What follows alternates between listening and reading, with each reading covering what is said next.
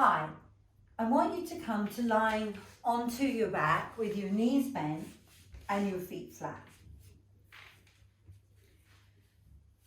Once you've brought yourself down and set your knees hip width apart, feet facing forward, take your hands and place them on the top of the pelvis or hands on your hips like you'd be giving someone a piece of your mind.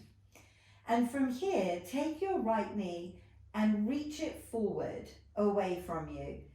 Can your right hand feel how the pelvis is moving down away from the rib cage, and then let that leg come back? Do the same thing on the left side. Reach the knee forward, feel how the pelvis goes with it, and bring it back. I want you to play with that, reaching one leg forward, bringing it back, reaching the other leg forward, bringing it back, until you create this walking action on the mat.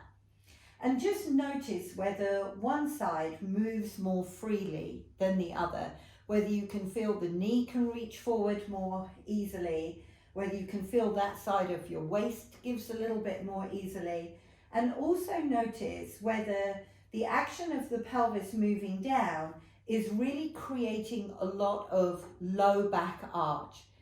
If that's happening, rein back a little bit. I don't want you to try so hard that you start popping the ribs off the floor, popping the low back off the floor. Come back to center, and now take your hands on the front of the pelvis towards the top. And if you have a feel around, you can kind of feel how the bones go round the corner. Can you place your finger on the front of the pelvis on each of those corner bones? And now rotate your pelvis to the right. So the left side came up towards the ceiling, right side to the floor, and then rotate the other way.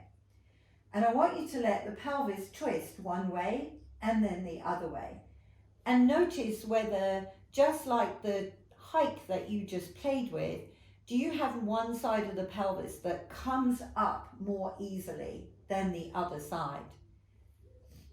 And then how does this feel on your back? Is there one side that creates some pulling sensation, maybe some discomfort? And if that's the case, again, rein back the side that's causing the issue and play more into the side that feels free moving or isn't causing you any discomfort. Don't go exploring the side that's in pain right now. We'll just leave that be. Come back to center and now roll the pelvis backwards so your low back flat in the floor and roll it forward. Can you do this without letting your rib cage join in, so it becomes just the pelvis moving backward and forward? So all these three motions you employ when you're walking, or you should do. And these are the easiest ones to feel on the floor, to notice whether you're doing more through one side than you are through the other. And all of them mean you're moving your pelvis around the head of your thigh bone. So we're moving the hip joint, but we're doing it in a very passive way from the pelvis, rather than asking the muscles of the hip joint to actually be doing something with the leg. So let's see if we can flip that around now. So this time round, I want you to try and square your pelvis off. So with your hands on your hips, you try to get level from both sides. On the front of the corners, you try to find as close to level as you can, and a middle ground between the tuck and the tilt. Now bring your right leg up and towards you without moving your pelvis at all. So how close to you does your leg come on this side without you needing to hike the pelvis to the rib cage or drop over into the left side or arch or flatten the back and then put the foot down? Do the same thing on the other side and pay close attention to really using your hip joint to bring your leg to you, as opposed to using your pelvis to bring your leg to you. We're going to keep going from one leg to the other. So this is really important, because in walking, which I'm getting pretty much everyone doing this video is probably walking, you want to make sure that you're using your hip joint first and your back when it becomes necessary, and not that you're skipping out your hip joint and defaulting to your back. So this doesn't seem like the most exciting of exercises for sure, But if you've already learned that your leg doesn't come very far in before it wants to use the pelvis, then already you're on the road to starting to make your back pain much better, to use far more of your hip and have stronger legs and hips. And by default, your abdominal wall will be able to work more efficiently. Okay, so last one here, and then let it come down. Now from here, I want you to turn onto all fours. And let's see if we can take that into an all fours position. So your shoulder comes over your elbow, comes over your wrist. Your shoulder blades come down your back. Be careful not to let your head drop and collapse down. So on all fours, more tricky to square the pelvis up for sure. Maybe a couple of times, drop your tail down under, send it up toward the ceiling. Can you find me the middle ground between the two? From here, I want you to pick a knee up and bring that leg forward without changing anything about your back. How far forward can that leg come? And then let it go down. Do the same thing on the other side. Pull the other leg up and forward and bring it back and down. Play with that and notice where the one leg has more range of movement forward than the other leg does. At which side do you want to start to use your back? Now, the next time you have a leg up and forward, hold there, and now start to curl the tailbone, pull the leg forward, but watch how I haven't changed my head position, and then let the leg come back and down. Bring the other leg up, pull the leg forward first, no change in your back. Now curl your tailbone under to bring the leg more forward, undo the pelvis, and put the leg down. Okay, one more on each side. Up, use the hip joint, then curl the tailbone round to bring the leg forward, take it back, put it down. One last time. And put it down. Okay, turn onto your back again. So that movement is called flexion, flexing in the hip joint. And now we're going to play with some rotation in the hip joint. So I want you again to reset the pelvis to middle ground. We're always going to keep coming back to this so we get a clear picture of how you move in your hip socket. Bring one leg up and dangle the heel down by your bum. Go back and check the pelvis. When you brought your leg up, did you change something? Take the same hand as leg and place it on the front of the thigh bone. I want you to rotate the thigh bone out and back to parallel. And as you do that, here are the things I want you to look for. Firstly, when you rotate the thigh bone, are you pulling that side of the pelvis towards your rib cage? And if that's what's happening, go back and play again. Remember, we don't need the pelvis to help the leg.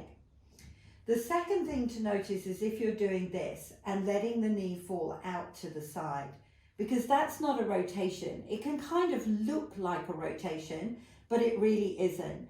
Your hand should feel the front of the thigh, rotates to the side and rotates back. Now bring up the shin bones, so at a 90-degree angle. And just like the arm of a crane, can you rotate that thigh bone to take the shin across and bring it back? Rotate and bring it back. Now the next time you rotate, place the ankle on the thigh. And if you're not ready for this yet, you can skip this part out and stay with playing with the rotation. Now notice, did you put your back flat on the floor? Did you hike a hip? Did you twist off into one side? How much of that can you correct to do less of what we don't want and more of what we do want? Perfection may not happen today, but that's fine. Now you're going to see when you bring your floor leg up, do you do it without using your pelvis? And then put the foot down. Bring the leg up and put the foot down. And ideally, you should just be able to use that hip joint to bring the leg up and not need to roll the pelvis back. But for a lot of us, the hip joints are really bound down and restricted. And you may find that actually to bring that leg up, you're having to put your lower back in the floor, or you're having to skew the pelvis off. But now you know it, you're on the path to change. And then let that foot come down. Uncross. Now do the same thing on the other leg. Leg comes up, heel dangles down. Hand on the front of the thigh. Rotate and parallel. And definitely if you have a sticky hip, then your brain might just be completely befuddled right now, trying to figure out how it's going to get this thigh bone to move without you just opening the knee out to the side. So that's fine. We have to go through that stage sometimes, kind of clear the leaves off the pathway, get the brain to see it again. And then bring the shin bone up and start to play. And see, can you swing the arm of the crane across and back? But we're not going to drive the crane to the side. Now bring the ankle and place it on your thigh bone. Remember, just push the ankle bone beyond. And then lift and lower the floor leg. And notice on this side, what do you do? Are you able to keep the pelvis completely quiet to bring the leg up? And just remind yourself, practice makes perfect. The last thing before we change is the leg you're lifting. Notice that that knee should also stay up to the ceiling. No leaning to the right or to the left. Uncross your leg, and now let's turn onto all fours.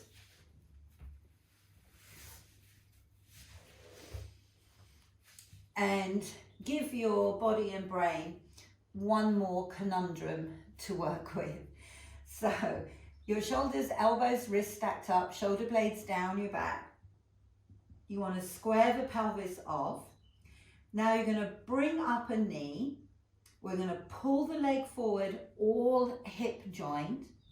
Then you're going to tuck the pelvis under to use your back. And then you're going to see if you can rotate that leg enough to thread the leg through and create the stretch you just did on your back on all fours by seeing if you can undo the tucking of the pelvis. There's nothing like being a piece of human origami. And then take that leg and bring it back and in.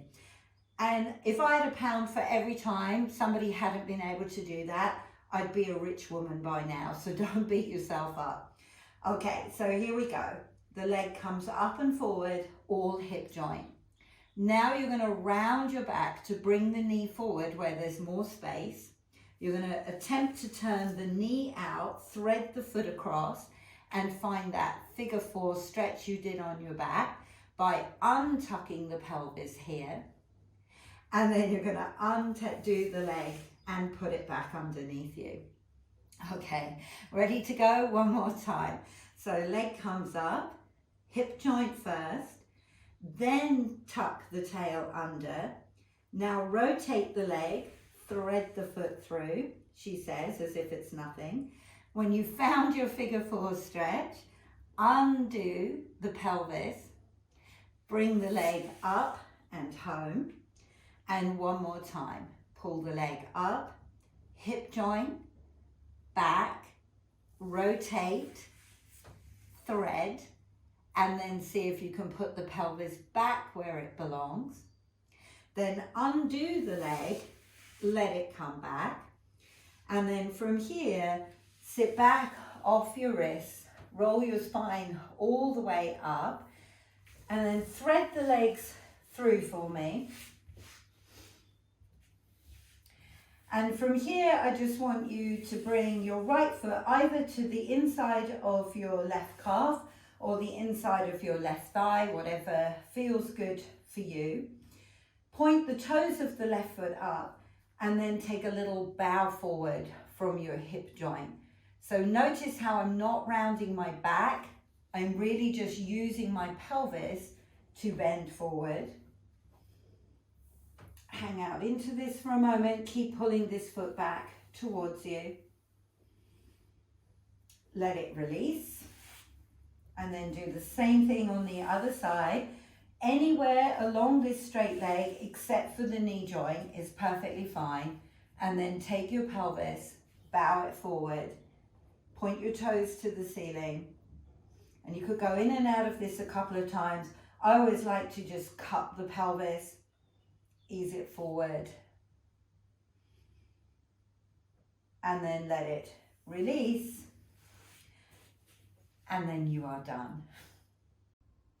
Hi, I hope you enjoyed working out with me. If you enjoyed this video, please click the thumbs up button just below and comment in the comment section to let me know what you enjoyed about it. I read all of the comments and I do my best to reply. If you really enjoyed working out with me, click the subscribe button. That way you'll be notified every single time I post new content up on here. I look forward to working out with you again soon.